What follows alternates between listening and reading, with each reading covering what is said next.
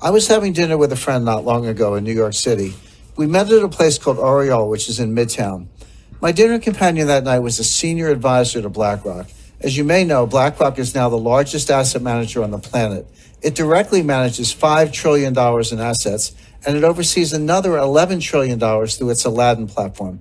That means one firm controls more money than the GDPs of China, Russia, and Japan combined. Anyway, my dinner companion happens to work directly for BlackRock's CEO. As we nursed our white wine and the evening wore on, she let something slip. If I remember her words, she said something like, "They want to tell us we can't sell."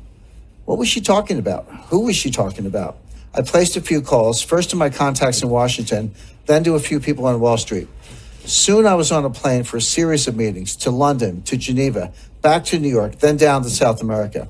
As I began connecting the dots, a pattern emerged. It revealed a network of more than 189 individuals positioned inside the world's major financial institutions. Some of them hold senior positions inside the IMF, World Bank, and every central bank in the G20, including our own Federal Reserve. These elites share one vision, and they're about to make it a reality. That vision is one world order, one world taxation, and one world money. They've worked for years behind the scenes preparing to realize that vision. They've literally rigged the laws of international finance. Everything is basically in place right now, and there's essentially no way to stop this from happening. When the crisis hits, they'll flip the switch, freezing the global financial system. That will give them time to reset the world economy according to their vision. As the coming crisis unfolds, President Trump will be powerless to stop it. In fact, trying to stop them would probably weaken the president's power altogether. That is amazing, Jim, really. So what did these elites want from your contact at BlackRock? Basically, they want to classify BlackRock as too big to fail. The technical term is Systemically Important Financial Institution, or SIFI. That designation normally applies to banks, such as Bank of America. If your bank gets the SIFI label, it means the government will bail you out first in a crisis. But it also means you must turn over control of your bank until the crisis subsides. In this case, they're trying to reclassify BlackRock, an asset manager, as too big to fail. If they succeed, they'll be able to freeze BlackRock when the crisis hits. BlackRock clients won't be able to sell. They won't be able to buy either. Their accounts will go dark indefinitely. And the elite operatives will take control of BlackRock's assets remotely via the internet. But our research shows that their ICE 9 plan goes much, much deeper than that. Now, you refer to their plan as ICE 9. You just said that. What does that mean? It's a reference to the Kurt Vonnegut novel, Cat's Cradle. In the book, a mad scientist creates a new form of water molecule called ICE 9. When it comes in contact with other water molecules, it freezes them at room temperature. One drop of ICE 9 can freeze the whole ocean. And that's what these elite operatives are about to do to the world economy. Now, can you share with our viewers exactly who these operatives are and what their ultimate goal might be? Like I said, John, more than 189 elite agents have slowly wormed their way into leadership positions across the board. They now sit at or near the head of the IMF, the World Bank, and even our own Federal Reserve. They also control much of what happens at the central banks of China, Russia, India, Brazil, Canada, and Europe. As you know, these institutions form a kind of global superstructure. It forms a kind of snare net encircling all nations. Their leaders aren't democratically elected. They're not accountable to you and me. They're beyond the reach of government and citizens, and yet they hold the fate of the global financial system in their hands. To get a sense of how they operate, imagine an array of floating spheres. One sphere is labeled IMF. One is labeled Fed. One is labeled Bilderberg. One is labeled Wall Street.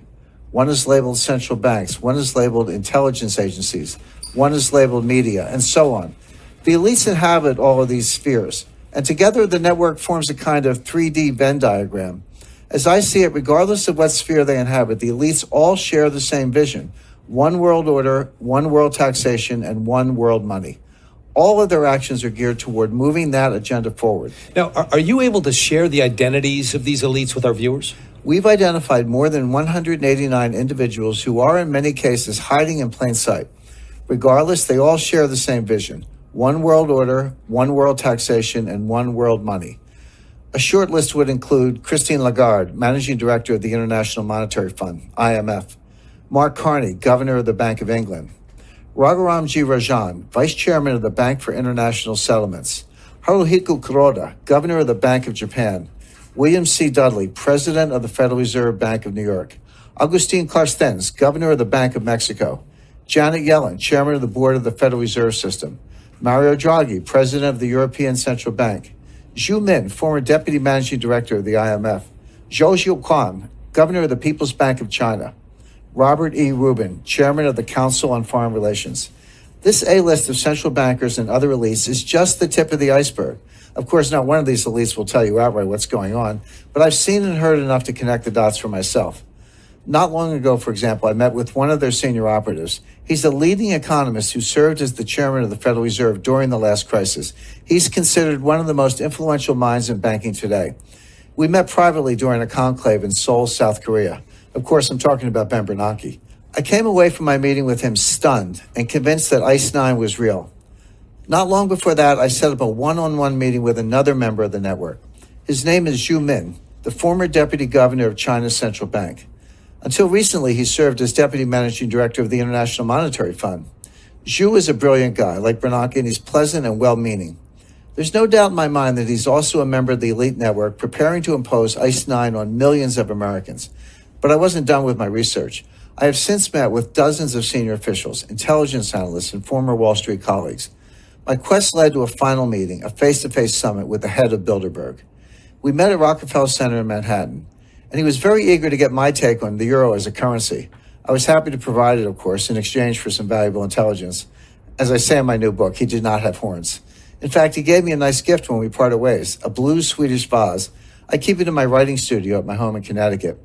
But my point is, I came away from all three meetings convinced of one thing. When the next crisis hits, the elites are planning to freeze the financial system, and they'll replace it with a new system, one not based on the U.S. dollar. When that happens, we'll wake up to a very strange and disturbing new reality. And for our viewers that are watching today, what might their reality look like that morning? How does this manifest? First, they'll have gone to bed knowing that a massive financial crisis was underway. But when they wake up, they'll find it has worsened and the contagion has spread worldwide. When they go to withdraw money, their ATM will say, closed temporarily. When they go to sell stocks, their account will say, transaction not available. When they go to their local business, that business will only accept cash if it's open. As citizens realize they're being barred from their money, riots will erupt. It's going to get really bad really quickly. How would such a freeze actually work? And wouldn't that be highly illegal? Well, it wouldn't be illegal technically because they've been quietly laying the groundwork for years. They've rigged the financial laws, changed the rules of the game to allow this to happen. The stage is set. They have the levers in place. The lights are positioned. Now someone just needs to flick a switch and they'll impose ICE 9 rapidly. And again, all of this will be legal because they've rigged the system in their favor.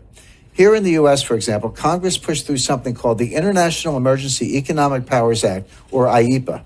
This allows the government to freeze accounts, assets, even whole institutions at will. The only condition is that there's some threat to national security with a foreign connection. Of course, with a global market, every financial crisis has a foreign connection. Any systemic crisis fits the bill.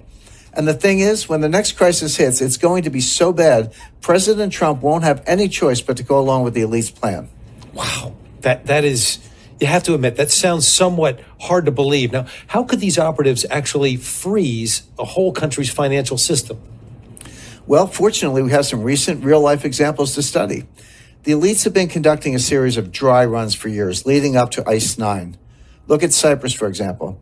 A few years ago, the Cypriot economy was in trouble, especially the banks. The IMF stepped in and loaned Cyprus $10 billion, but the loan came with strings. Now, pay attention, because this is precisely what they're going to do. But imagine it on a global scale. So in exchange for the capital injection, the IMF demanded control over the Cypriot banking system. More specifically, the IMF froze the entire system, literally every bank in the country. And they did that to ensure the IMF's demands were met, including strict capital controls.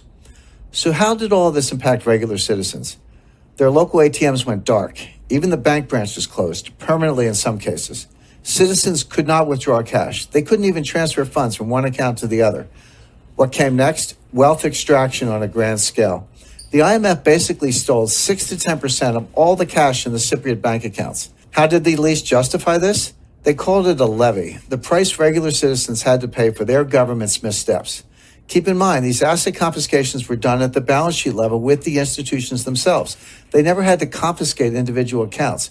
They froze every account by controlling a handful of the country's biggest banks. When the next crisis hits, we're going to see this here in the U.S. and around the world, and it'll be a highly coordinated global attack on the entire system simultaneously.